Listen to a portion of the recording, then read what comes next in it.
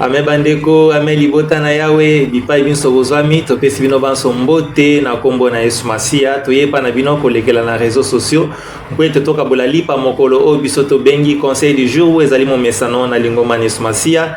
Na lingoma na Yesu Masia totambolaka na mafongola ya poso o to bengi clé de la semaine, na yango tozali kotambola na mafongola o elobi semaine d'action de grâce continue et d'évangélisation. Kokoba na matondi mpe kosakola sango malamu bipai binso tozwami. Yango dimanche toyokaki ete nkolo Yesu Masia telemisaki mbonge oyo eningisaki bwato epai wapi azwamaki na bayekoli bandaki kolela bakomaki kotatabana Yesu Masia alobaki na bango mpona nini bozali kobanga, mpona nini bozangi kondima. Yango nkolo Yesu Masia telemisaki mbonge de même yo lelo soko beleli nkolo Yesu Masia akosilisa ba difficulté maladi mitungisi ezali kotungisa yo. Na yango lelo tozali vendredi mokolo mitano na ordre de création ezali mokolo oyo Nzambe akelaki ndeke likolo mbisi na mai nyama na mai mokolo ba Kristo na lingoma na Yesu Masia oyo tomilelaka tomipetolaka tomisantisaka kolekela na mabonde la bileli po ete mokolo mwa sabato okutana na nkolo Yesu Masia tozali peto. Yango conseil du jour alelo ezwami na mokanda ya Deutéronome chapitre 20 kobanda premier kino 4e verset couleur jaune ezali couleur ya bozwi. Tokotanga yango na français na lingala pe na anglais et c'est parti. Deutéronome chapitre 20 verset 1er qui non 4e et le bi. Verset 1er. Lorsque tu iras à la guerre contre tes ennemis et que tu verras des chevaux et des chars et un peuple plus nombreux que toi, tu ne les craindras point car l'Éternel ton Dieu qui t'a fait monter du pays d'Égypte est avec toi. Deuxième verset, le bi à l'approche du combat, le sacrificateur s'avancera et parlera au peuple. Troisième verset, il leur dira, écoute Israël, Yoka libotana Yahweh, vous allez aujourd'hui livrer bataille à vos ennemis, que votre cœur ne se trouble point. Motema nabino elengate bangate, soyez sans crainte, ne vous effrayez pas, ne vous épouvantez pas devant eux. Quatrième verset Péasukelobi, car l'Éternel votre Dieu marche avec vous pour combattre vos ennemis, pour vous sauver. Yawa azali kotambola na bino pona kobundela bino pe kolongisa biso kobikisa biso amen amen. Yango tozali pe kotanga na anglais po bandeko balobaka anglais pe bayoka. People of Jesus, we want to read in English according to Deuteronomy chapter 20 verse 1 to 4. Let's go. Verse 1. When you go to war, not afraid for the enemy, because Lord God is with you. May your heart be free, calm. Be without fear. Do not square you in front of your enemies, because the Lord God works with you to fight your enemies and save you without fear. Amen, amen. Alors, tozali ko décortiquer liloba na Nzambe ya lelo. Conseil du jour à lelo elobeli était ne crains pas au bangate, c'est-à-dire ne pas avoir peur. Et puis, kozala toujours ne likia ko bangate, ceux qui bitumbe koya de gauche à droite et koya butumo ko bangate parce que celui qui est en nous est plus fort. Nzambe obiso tozali kotaila azana bomoi ye mutabundela kabisa lobi bo bangate bozala na kimia quel que soit le problème ekoya to bangate tozala na kimia Nzambe na manda azana bomoi akobundela biso. Et puis liloba mbale lobi il combat pour nous, Dieu marche avec nous, il combat nos côtés. Donc biso totambola biso mon côté totambola kana Nzambe chitungenda nkayani tungenda ni Nzambi.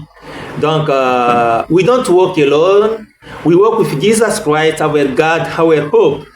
Donc, tozala na kimia, to bangate parce que totambola kabiso mon côté, tant toza kotambola toza accompagner na ba ange gardien o bazali ko accompagner pe ko protéger biso Nzambe azali ko sunga biso azali ko bundela biso akolongisa biso libosa banguna quel que soit bitumba o ko ela biso butumoy. Yangwana voilà liloba na Nzambe ya mokolo malelo. Na conclusion toko tanga ngona français po sunga pe bandeko oyo balobaka français na bamboka bapaya balanda biso. Bien aimés dans le Seigneur, nous allons conclure notre conseil du jour, le pain quotidien vespéral. Et ce message nous invite à faire confiance à Dieu malgré les menaces visibles. La clé de la victoire ne réside pas dans nos armes humaines, mais dans l'intervention divine au nom de Jésus-Christ. Alléluia, amen. Quand tu t'élèves chaque jour pour affronter tes défis, sache que tu n'es pas seul.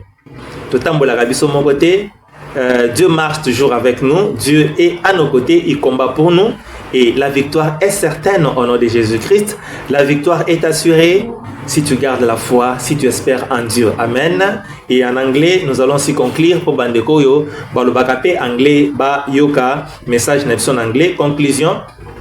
The message or the floor of today said the key to victory or the key of victory doesn't reside in our human weapons, but in divine intervention in the name of Jesus Christ.